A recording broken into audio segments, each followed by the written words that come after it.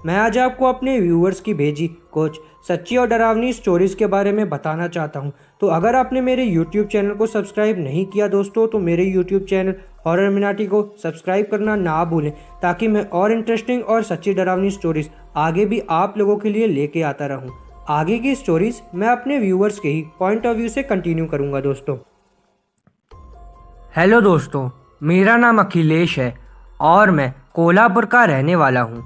मैं चॉकलेट बेचने वाली एजेंसी के लिए सेल्स एजेंट के तौर पर काम करता था। दिन भर में मुझे 30 से 50 किलोमीटर ट्रैवल करना पड़ता था और अलग अलग लोगों से मिलकर हमारी प्रोडक्ट के ऑर्डर लेने होते थे और माल पहुंचाना होता था। कभी कभी एजेंसी का मालिक मुझे बाइक देता और कभी कभी रिक्शे का भाड़ा दे देता था। 3 महीने पहले एक ऐसे भयानक भूत से मेरा सामना हुआ कि तब से मैंने खौफ और डर के मारे बिस्तर पकड़ लिया है।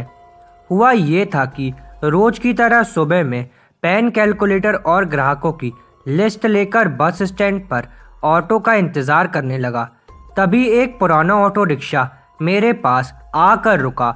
मैंने देखा उसके अंदर सफ़ेद कपड़ों वाला, घुंघरेले लंबे बालों वाला, काला सा अधेड़ उम्र का इंसान बैठा था। रिक्शे वाले ने मुझसे पूछा कि कहाँ जाना है। मैंने उससे कहा कि 4 घंटे का काम है और 10 से 15 जगह पर रुकना पड़ेगा। वो बोला ठीक है, बैठ जाओ। मैं बैठ तो गया, पर कुछ अजीब सा महसूस हो रहा था, जैसे कोई मुझे रोक रहा हो। उसके साथ जाने से उसने ऑटो रिक्शा चलाना शुरू किया और ऑडियो टेप बजाने लगा। वह कुछ तंत्र मंत्र वाले श्लोक बजा रहा था और रास्तों में आने वाले मंदिरों से दूर दूर से ऑटो निकाल रहा था और मंदिर देखकर गुस्से से चिल्ला रहा था, जैसे कि उसे कुछ तकलीफ हो रही हो। ये सब देखकर मुझे पक्का यकीन हो गया कि ये ऑटो वाला आदमी कुछ गड़बड़ तो है, या पागल सा है, या फिर इसके अंदर भूत प्रेत का वास है। मैंने फौरन उसे ऑटो रिक्शा रोकने को कहा, क्योंकि अब मुझे उससे डर लग रहा था। उसने मुझसे कहा कि भैया, ब्रेक काम नहीं कर रहा है, चुपचाप बैठे रहो। मैं चालू रिक्शा में चिल्लाने लगा। वो इंसान पागलों की तरह जोर से हंसने लगा और फिर वो पूरी तरीके से अपनी मुंडी 180 डिग्री घुमाकर मुझे घूरने लगा और बोला कि चिल्लाओगे तो मैं तुम्हें अपनी दुनिया में लेकर चला जाऊंगा। ये सुनकर मैं सुन्न पड़ गया। मेरी ज़बान लड़खड़ाने लगी। अब मैं उस रहस्यमयी व्यक्ति के हवाले था। वो मुझे घंटों तक सुनसान रास्तों पर ऑटो रिक्शा में घुमाता रहा और अचानक ऑटो रिक्शा रोककर मेरी ओर घूमा और बोला कि तुम जैसे ठंडे खून वाले इंसान का मैं क्या करूं? तुम मेरे किसी काम के नहीं हो। उतर के भाग जा यहाँ से, मेरे ऑटो रिक्शा से, वरना मैं तुझे यहीं खा जाऊंगा। मैं उस ऑटो रिक्शा से भाग जाना चाहता था, पर मेरे पैर जाम हो गए थे और सांसें थम सी गई थी। एक लकवाग्रस्त इंसान की तरह मैं वहीं लाचार बैठकर डरे जा रहा था और उससे सुने जा रहा था। उसने फिर गुस्से से चिल्लाते हुए अंगूठियों से भरा हुआ पंजा मेरे सर पर दे मारा और मैं किसी गेंद की तरह उछलकर रोड पर गिर पड़ा और बेसुध हो गया। जब मेरी आंख खुली तो वही उसी ऑटो रिक्शा के पास फुटपाथ पर पड़ा हुआ था। मैं अपनी घड़ी देखी तो दोपहर के 12 बज चुके थे और बस स्टैंड पर खड़े लोग नफरत और धिक्कार भरी नज़रों से मेरी ओर देखे जा रहे थे, जैसे मैं कोई शराबी हूँ और दारू पीकर रोड पर गिरा पड़ा हुआ हूँ। मुझ में उठने तक की शक्ति नहीं थी। मैंने लेटे लेटे ही अपने दोस्त को फ़ोन करके मदद के लिए बुलाया और वो मुझे वहाँ से उठाकर मेरे घर तक ले आया। आज भी मैं डर के मारे सो नहीं पाता हूँ और जब भी उस साय के बारे में याद करता हूँ तो मेरे रोंगटे खड़े हो जाते हैं दोस्तों, ये बिल्कुल सच्ची स्टोरी है मेरी। दोस्तों, मेरा नाम अरमान है और मैं आपको अपने साथ घटी एक सच्ची डरावनी स्टोरी के बारे में बताना चाहता हूँ। जैसे ही मेरे पेपर ख़त्म हुए, मैंने पापा के सामने अपनी फरमाइशें रखना शुरू कर दी कि मुझे वाटर पार्क घूमने जाना है।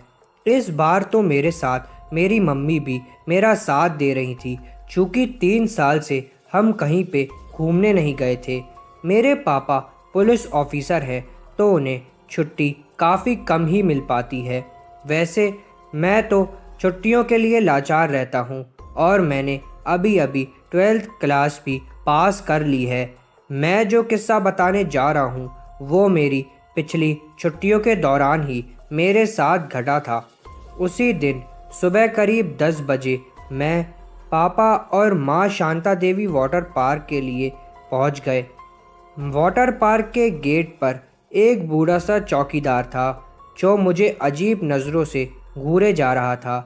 मैंने फ़ौरन पापा से इस बात की शिकायत की। मेरे पापा काफ़ी गुस्से वाले इंसान हैं।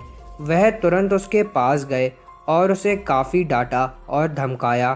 फिर हम तीनों वाटर पार्क के अंदर घूमने चले गए।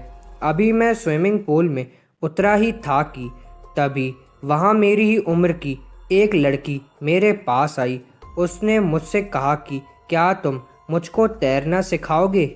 तो मैंने उसे हंसी खुशी हाँ में कह दिया और मैं उसे तैराना सिखाने में व्यस्त हो गया। मेरे पापा और माँ पास ही में रिलैक्स चेयर पर बैठे हुए थे। तभी अचानक पापा ने मुझसे आवाज़ लगाई। पापा ने कहा कि वह बाहर से कुछ खाना लाने जा रहे हैं और माँ भी उनके साथ जा रही हैं। उन्होंने कहा कि मैं वहीं पूल के पास ही बैठा रहूं। कुछ ही देर में उस लड़की को अच्छा खासा तैरना आना शुरू हो गया। अब हम दोनों मस्ती में साथ तैरने लगे। तभी अचानक मेरी नज़र गेट के पास गई। वो बूढ़ा चौकीदार अब भी वहाँ मेरी ओर ताके जा रहा था। अब मुझे उसकी इस हरकत से डर सा महसूस होने लगा, चूँकि पापा और माँ भी बाहर गए हुए थे और पापा ने उन्हें धमकाया भी था। अभी मैं सोच ही रहा था कि क्या करूं, तभी अचानक मेरे साथ तैर रही उस लड़की ने पीछे से अचानक मेरा सिर पानी के अंदर डुबो दिया। मेरे तो नाक में पानी ही चला गया। पानी से बाहर आकर मैं उस पर खूब गुस्सा किया।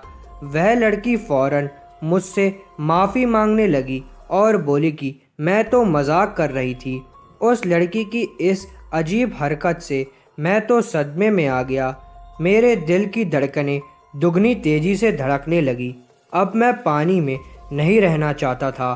पता नहीं क्यों, पर कुछ जी सा घबरा रहा था। मैं फ़ौरन पुल के किनारे आकर बैठ गया। वो लड़की अभी भी पानी में थी और बार बार मुझे पानी में आने को मिन्नतें कर रही थी। उसकी उस हरकत के लिए मैंने उसे माफ़ भी कर दिया था, पर पता नहीं क्यों वो मेरा पीछा छोड़ ही नहीं रही थी। उसका दिल रखने के लिए मैं फिर से थोड़ी देर पुल में उतर गया। पुल के अंदर आते ही उसने मुझे फिर से कमर से पकड़ लिया और पुल के बीचों बीच ले गई। मैंने उससे कहा कि अगर पिछली बार की तरह कोई शरारत की तो मैं फिर से पानी के अंदर नहीं आऊँगा। इस बार उसने मुझे जो जवाब दिया उसे सुनकर मेरे तो होश ही उड़ गए। उस लड़की ने कहा कि तेरे पापा के आने तक मैं तुझे जिंदा नहीं रहने दूंगी। मेरे पापा को बुरा भला कहने वाले की बेटा आज मेरे हाथों से नहीं बचेगा। इतना बोलकर उसने मुझे अचानक फिर से पानी के अंदर डुबोना शुरू कर दिया। पानी में मेरी सांसें उखड़ने लगी थी। तभी पूल सिक्योरिटी गार्ड की नज़र पूल पर पड़ी और जब उसने देखा कि मैं अचानक पानी की सतह से गायब हो गया हूँ, तो उसने फ़ौरन मुझे पानी से बाहर निकाल लिया और तभी वो रहस्यमयी लड़की भी वहाँ से गायब हो गई। मेरी जब आंखें खुली तो मेरे पापा और माँ मेरे सामने खड़े थे। मैंने फ़ौरन सारी हकीकत पापा को बताई। तुरंत ही पापा और माँ वहाँ से मुझे वाटर पार्क अथॉरिटी ऑफिस में लाए और वहाँ पापा ने वाटर पार्क के गेट को बंद करा दिया। उस बूढ़े चौकीदार को भी ऑफिस में बुलवा लिया और पूरे वाटर पार्क में उस लड़की को खोज करवाई, पर वहाँ उस रहस्यमयी लड़की का कुछ भी अता पता नहीं चला। पापा ने अब उस बूढ़े चौकीदार को गिरेबान से पकड़ लिया और उसे 2-3 थप्पड़ जड़ दिए, चूँकि वही मुझे शरारत से घूरे जा रहा था। वाटर पार्क वालों ने बड़ी मुश्किल से पापा को शांत कराया। उसी हड़बड़ी में उस बूढ़े चौकीदार की जेब से उसका पॉकेट गिर गया। उसमें उसी लड़की की फ़ोटो थी जिसने मुझे पानी में डुबोने की कोशिश की थी। फ़ोटो देखकर पापा ने पूछा कि क्या ये वही लड़की थी, तो मैंने उन्हें हाँ में जवाब दिया। अब पापा किसी के रोके रुकने नहीं वाले थे। उन्होंने वहीं अपनी बेल्ट निकालकर उस चौकीदार को पीटना शुरू कर दिया और उसे पूछने लगे कि बता, तेरी बेटी कहाँ है? ये तेरी ही बेटी है ना? जल्दी बता, वरना आज मैं तुझे जिंदा नहीं छोड़ूंगा। पापा पुलिस वाले हैं, इसलिए वहाँ अब पता चल गया था, इसलिए कोई भी बीच में उनके बोल नहीं रहा था। खांसते खांसते उस बूढ़े चौकीदार ने अपनी जेब से एक पर्ची निकाली। उस कागज़ के टुकड़े को खोलने पर हमें पता चला कि वह उसी लड़की का डेथ सर्टिफिकेट था जिसने मुझे पानी में डुबोने की कोशिश की थी। पापा को सारी बात समझ में आ गई। उन्होंने उस बूढ़े चौकीदार से माफ़ी मांग ली और हम फिर उस वाटर पार्क से घर लौट आए।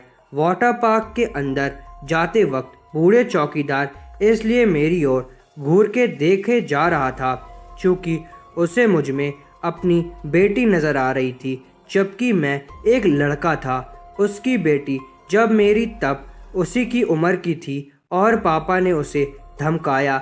यह उसकी बेटी की भटकती रूह के बर्दाश्त नहीं होगा, इसलिए उसने मेरी उम्र की लड़की का रूप लेकर उस पर हमला कर दिया। मुझे आज उस लड़की की रूह से कोई शिकायत नहीं है, क्योंकि अपने पापा के अपमान पर शायद मुझे भी इतना ही गुस्सा आता जितना उसको आया। हमारे साथ जो हादसा हुआ उसमें किसी का भी दोष नहीं था, पर फिर भी हम सलामत बच गए। इसलिए भगवान से मेरी यही प्रार्थना है कि अगली बार कोई भी ऐसा व्यक्ति उस लड़की के चंगुल में ना फंसे। दोस्तों, मेरा नाम गिरीश है और मैं पुणे का रहने वाला हूँ। इससे ज़्यादा अपने बारे में और कुछ डिटेल्स मैं नहीं देना चाहूँगा, क्योंकि मैं नहीं चाहता कि अपने साथ हुई वहशीपन की घटना की हकीकत बताने के बाद मैं दुनिया के सामने मजाक बनकर रह जाऊं। ये उन दिनों की बात है जब मेरा कॉलेज का तीसरा सेमेस्टर शुरू हुआ था। खूबसूरत हसीना के रूप में दिल दहला देने वाली क्रूर आत्मा का आतंक मैंने उस दिन झेला था।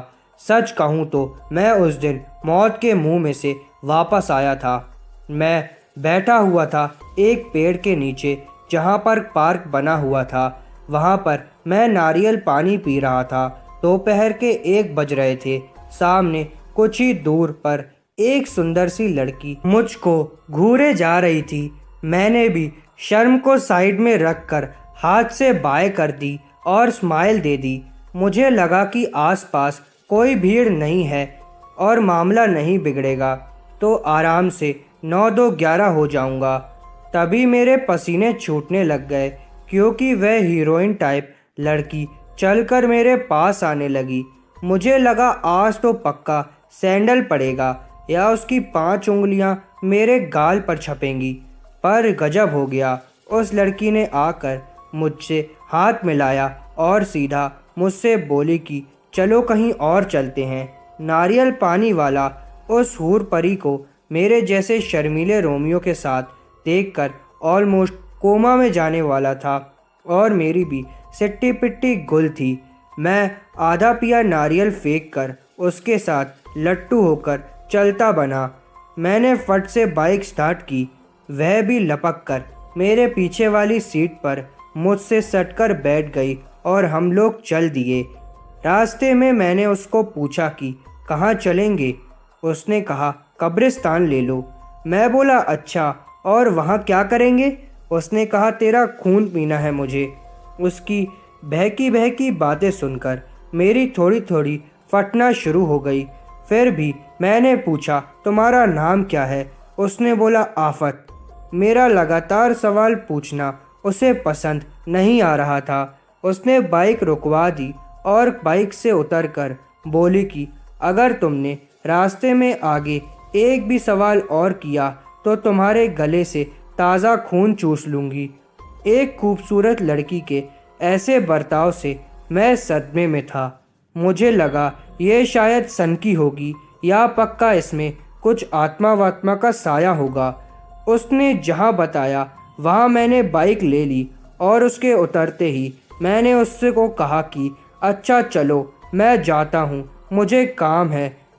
मेरे जाने की बात सुनकर वो पूरी तरह पलट गई और हंसते हंसते बोली कि अरे तुम तो डर गए, मैं तो मस्ती कर रही थी। आओ अंदर आओ, यहाँ अंदर सिर्फ मेरे फादर की कब्र पर मुझे थोड़ा समय बिताना है, फिर चले जाएंगे हम लोग। तो मुझे वापस वहीं पर छोड़ देना जहाँ से लाए थे। अब इमोशनल टच देकर उसने कवर तो कर लिया था, पर मेरी पूरी तरीके से हालत पतली हो गई थी। हिम्मत करके मैं उसके साथ कब्रिस्तान में घुसी गया। कब्रिस्तान के अंदर अजीब सन्नाटा सा था। वहां पहुंचते ही उसने पेड़ की छांव में खड़े होकर अपना रूप बदला। उस लड़की ने अपने बाल बिखरा के खोल डाले और दुपट्टा पेड़ की टाल पर लटका दिया और उसी पेड़ पर उल्टी लटक गई और डायनों की तरह हंसने लगी। मैं तो पागल हो गया और उधर से गेट की ओर भागा। गेट पर पहुंचा तो देखता हूँ वह लड़की बिखरे बाल और लाल आंखों के साथ मेरे सामने खड़ी हो गई थी। मैं कांपने और गिड़गिड़ाने सा लगा, पर वह मेरे सामने से हट ही नहीं रही थी। उसने अजीब विकराल आवाज़ में कहा कि बहुत जवानी चढ़ी है ना तेरे में, आज तेरी सारी गर्मी उतार के ले जाऊंगी। मैं साइड से भागने की कोशिश करने लगा तो उसने मेरी टांग पकड़ ली और मुझे ज़मीन पर पटक दिया। फिर उसने मुझे ऐसी जगह मुक्का मारा कि मैं बता नहीं सकता। मुझे मुक्के का दर्द कम हुआ था, पर वहाँ एक ज़ोरदार झटका ज़रूर लगा था, जैसे किसी ने बिजली के नंगे तार मेरे घोड़े पलंग पर लगा दिए हों। उसके बाद मैं पागलों की तरह चिल्लाने लगा और बेहोश हो गया। जब होश में आया तो खुद को कब्रिस्तान में नहीं बल्कि उसी पार्क में पाया जहाँ पर मैंने उसको बिठाकर कब्रिस्तान लेकर आया था। मेरे कुछ दोस्त बताते हैं कि वहाँ एक लड़की की आत्मा भटकती है। वह लड़की बेहद खूबसूरत होने के कारण बहुत सारे लड़के उसके पीछे पड़कर उसे तंग किया करते थे। उस लड़की को कुछ बदमाशों ने रुस्वा करके मार दिया था और वहीं उसकी लाश फेंक दी थी। तब से उसकी आत्मा यहाँ आने जाने वाले मन चले लड़कों को बाइक से रुकवा कर उनको प्रताड़ित करती है। जब मुझे इस बात का पता चला तो उस दिन से शाम को अकेले मैं कभी भी पार्क में घूमने नहीं आता हूँ। और दोस्तों, मुझे तो अब दिन में भी डर सा लगने लगा है, तो मैं दिन में भी बहुत ही कम पार्क में आया करता हूँ। दोस्तों, बिल्कुल ये मेरी सच्ची स्टोरी है। हेलो दोस्तों, मेरा नाम श्रेय है। मित्रों, ये उस समय की बात है जब मैं कॉलेज के फर्स्ट ईयर में पढ़ता था। हम 3 दोस्त उमेश, आशीष और मैं साथ में घूमा करते थे। मेरे दोस्त उमेश के पिताजी हमारे प्रदेश के एक चर्चित नेता थे और उनके कई फार्म हाउस थे जहां वो छुट्टियां बिताया करते थे। एक दिन मैंने उमेश से उसके फार्म हाउस पर घूमने की बात कही तो उसने हाँ कह दिया। हम तीनों दोस्त उमेश की कार में एक दिन उस फार्म हाउस के लिए निकल पड़े। वो फार्म हाउस हमारे घरों से 20 किलोमीटर दूर एक सुनसान जंगल के करीब था। जब उस फार्म हाउस में पहुंचे तो देखा कि ये तो बहुत पुराना सा है। उमेश ने बताया कि ये फार्म हाउस मेरे दादाजी ने बनवाया था और पिछले 5 सालों से बंद पड़ा है। ये उस फार्म हाउस की रखवाली एक गार्ड किया करता था। अब हम अंदर पहुंचे तो देखा कि बंगला तो काफ़ी आलीशान था, लेकिन काफ़ी जर्जर हो चुका था। उस बंगले को देखकर अनुमान लगाया जा सकता है कि आज से 40 साल पहले ये बंगला कितना सुंदर लगता होगा। हम उस बंगले के एक एक हिस्से में घूम रहे थे, तभी हमने देखा कि एक कमरे के बाहर बहुत भारी ताला लगा हुआ था। हमने उमेश से पूछा कि यहाँ ताला क्यों लगा, तो उमेश ने कहा कि उसके पिताजी ने उसको बताया कि उसके दादाजी ने 5 साल पहले इसी कमरे में फांसी लगाकर जान दे दी थी। हालांकि उनकी फांसी का कारण कोई पता नहीं लगा पाया, लेकिन तब से ये दरवाज़ा बंद ही पड़ा है। अब हम सिर्फ एक बड़े हॉल में जाकर बैठ गए और गपशप करने लगे। तभी आशीष ने कहा कि मैं वॉशरूम जाकर आता हूँ। हमने वहीं बैठकर मस्ती मजाक करना शुरू कर दिया। आशीष को गए काफ़ी देर हो गई थी, वो नहीं आया, तो हमने सोचा कि वो कहीं बाहर घूमने तो नहीं चला गया। हम उसको ढूंढने बाहर गए और गार्ड से पूछा तो उसने बताया कि यहाँ कोई आया ही नहीं था। हम वापस अंदर आकर घर का हर कोना ढूंढने लगे। तभी उमेश की नज़र उसके दादाजी के कमरे की तरफ पड़ी तो देखा कि उस कमरे का ताला टूटा हुआ था। हम डरते हुए उस दरवाजे के करीब आए और दरवाज़ा खोला तो देखा कि आशीष उस कमरे के एक कोने में दुबका हुआ बैठा था। हम उसके पास गए और उससे पूछा कि अरे भाई, ये ताला तोड़ तू उसके अंदर कैसे आया?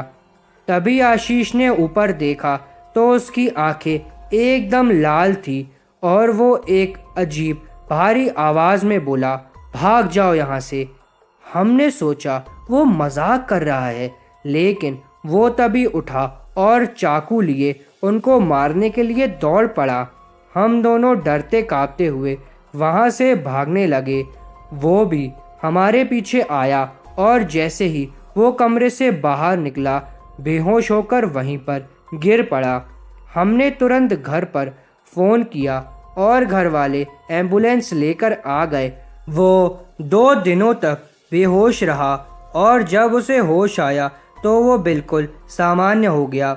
डॉक्टर ने चक्कर आना उसकी बेहोशी का कारण बताया। हमने घर वालों को ये घटना अभी तक नहीं बताई, लेकिन हमने जब आशीष से पूछा तो उसने बताया कि जब उसके दादाजी के कमरे से गुजर रहा था तो उस कमरे से कुछ आवाज़ें आ रही थी। उसने जैसे ही सब सुनने के लिए दरवाजे में कान लगाया, उसके बाद से उसको कुछ याद ही नहीं आ रहा था। उधर वो सीधा हॉस्पिटल में ही जागा। इस घटना के बाद हम उस फार्म हाउस पर कभी नहीं गए। हमको एहसास हो गया था कि उमेश के दादाजी की आत्मा आज भी उस फार्म हाउस में मौजूद है और हम लोगों का इंतज़ार कर रही थी। दोस्तों, मेरा नाम सार्थक मिश्रा है और मैं रामपुर का रहने वाला हूँ। मैं हमेशा से एक बहुत शैतान सा बच्चा रहा हूँ और मैं जो मेरे मन में आता था वही करता था, चाहे वो भले गलत ही क्यों ना हो। मैं उस समय 11th क्लास में पढ़ता था और गर्मियों का समय था। हमारे यहाँ गर्मियों में कमरे में बहुत गर्मी सी लगती थी, इसलिए अधिकतर लोग बिस्तर लेकर छत पर ही सोया करते थे। मैं भी एक रात 8 बजे ही बिस्तर लेकर छत पर चला गया और उस समय छत पर कोई भी नहीं था, क्योंकि अधिकतर लोग 9 बजे के बाद ही सोने को आते थे। मैंने कुछ देर फेसबुक चलाई और बाद में तारों को देखते देखते मुझे नींद आ गई। उस समय मैं दूसरे माले की छत पर सोया हुआ था, क्योंकि तीसरे माले पर कोई सोता नहीं था, क्योंकि वहाँ के लोगों को रात को डरावनी आवाज़ें आया करती थी। मैं भी 2 बार तीसरे माले की छत पर सोया था, लेकिन डर के मारे मुझे वहाँ नींद ही नहीं आती और बहुत बुरे सपने आते थे मुझे। इसलिए मैंने दूसरे माले की छत पर सोना शुरू कर दिया। जिससे मुझे नींद आ जाती। रात को मुझे ऐसा लगा कि कोई बच्चा हाफ टी शर्ट और निक्कर पहने मेरे चारों ओर घूम रहा था और मुझे उसके सिर्फ पैर नज़र आ रहे थे, और जब चेहरे की तरफ देखा तो उसका सर ही गायब था। अचानक मैं उठ गया और मेरे सामने से गायब सा हो गया वो। मैंने शायद वो सपना देखा होगा, लेकिन वो किसी हकीकत से कम नहीं था। मैं पसीने से तरबतर हो गया। जब मैंने चारों ओर देखा तो देखकर सन्न रह गया। उस रात छत पर कोई था भी नहीं। मैं समझ गया कि आज मैं खतरे में हूँ, इसलिए अपने कमरे में चले जाना ही मैंने बेहतर समझा। जल्दी से बिस्तर समेटकर मैं छत से नीचे उतरा और अपने कमरे में चला गया और सो गया। हालांकि डर के मारे उस रात मुझे नींद नहीं आई। अगले दिन मैंने सुबह सारी बात मम्मी को बताई कि रात को हवा घूमती है और कमज़ोर को देखकर हमला बोलती है, कुछ सिर्फ दिखाई देती है और कुछ हमला बोल देती है। ऐसा मेरी मम्मी ने मुझको समझाया। अब मैं समझ गया कि मेरी हिम्मत के आगे वो ताकत मेरा कुछ भी बिगाड़ नहीं पाई। उस रात के बाद वो बच्चा मुझे कभी भी दिखाई नहीं दिया।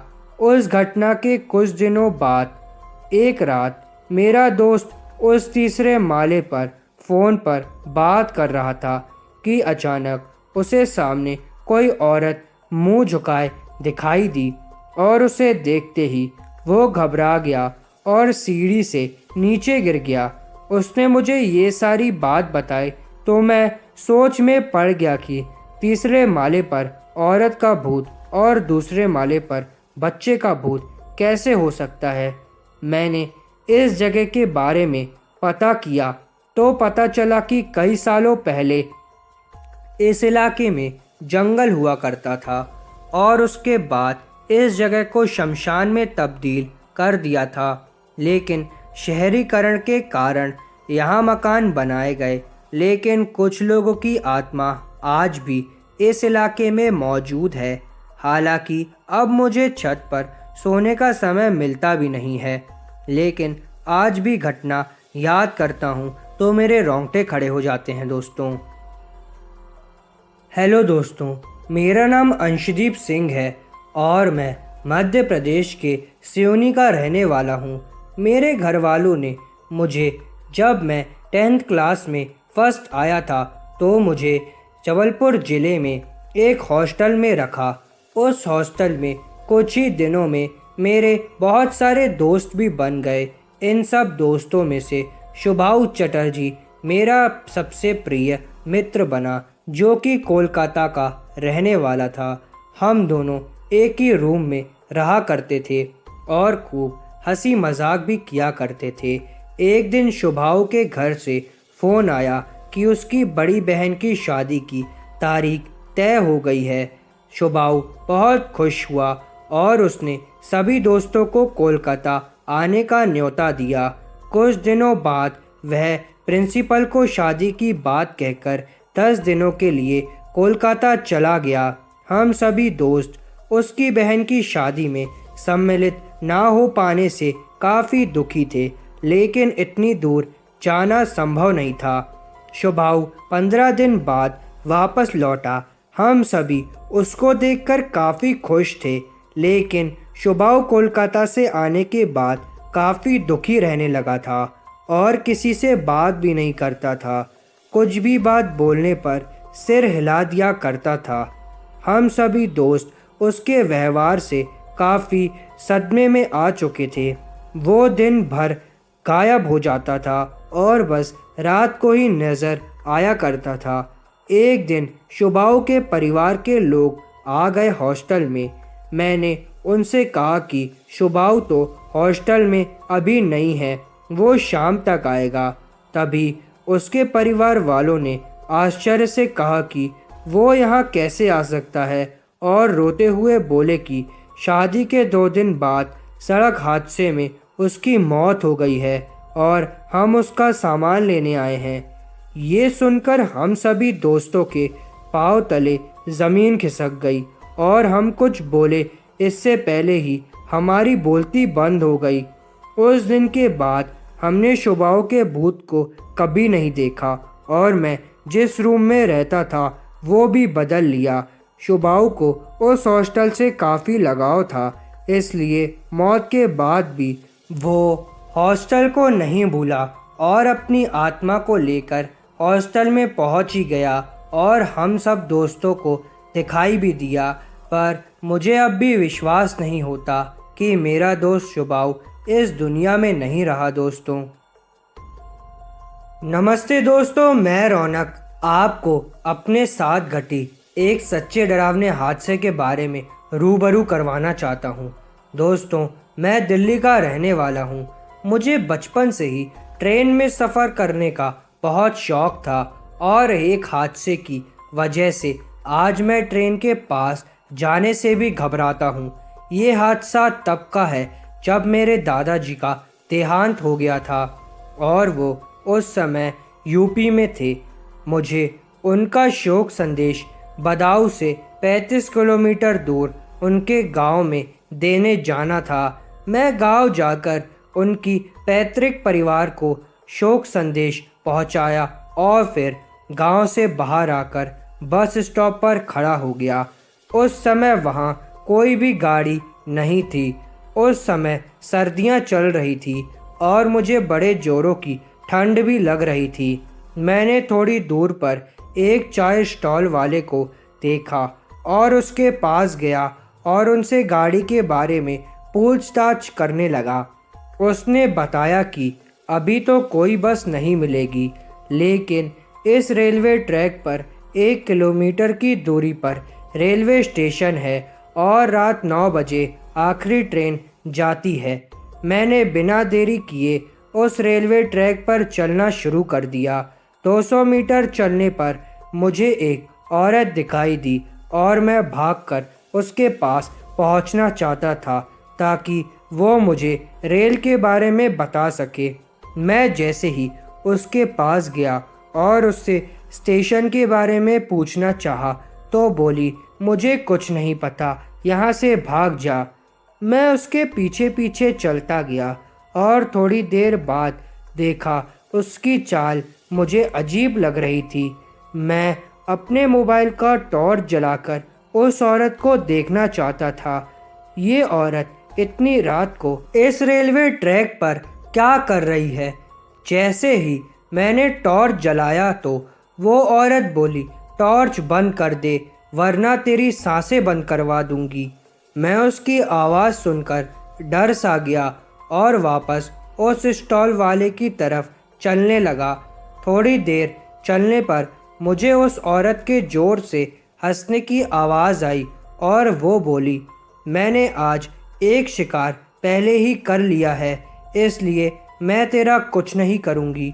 ये कहते ही वो ज़ोर से मेरी तरफ आई और जब तक मैं कुछ कर पाता तब तक उसने मेरे हाथ को ज़ोर से पकड़ा और मैं बेहोश हो गया। थोड़ी देर बाद जब मुझे होश आया तो मैंने देखा वहाँ कोई भी नहीं था। मैं ज़ोर से रेलवे स्टेशन की तरफ भागा और वहाँ सीधे रेलवे स्टेशन मास्टर के कमरे में चला गया और उनको सब कुछ बताया जो मेरे साथ हुआ। तो उन्होंने मुझे चाय पिलाई और कहा कि जिससे तुम मिलकर आए हो वो एक डायन थी। आज तुम बच गए। ये आज से कई साल पहले इस ट्रैक के नीचे कट कर मर गई थी और उसकी आत्मा आज भी इसी ट्रैक पर भटकती है। अब मैं सारा माजरा समझ चुका था और ट्रेन में बैठकर दादी के वहाँ पर चला गया। इस घटना के बाद से मुझे ट्रेन और रेलवे ट्रैक से बहुत डर सा लगने लगा है।